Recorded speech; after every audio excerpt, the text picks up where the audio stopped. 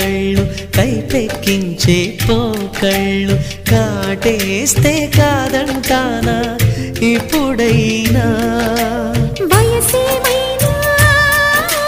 సొగసేమైనా మరపించే మనసేమైనా నవ్వు నవరాత్రి నీ కోసం తీసుకువస్తున్నా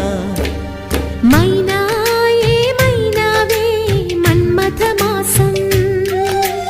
అయినా ఎంతైనా ఇది మెత్తని మోసం తీయనైన తీరిక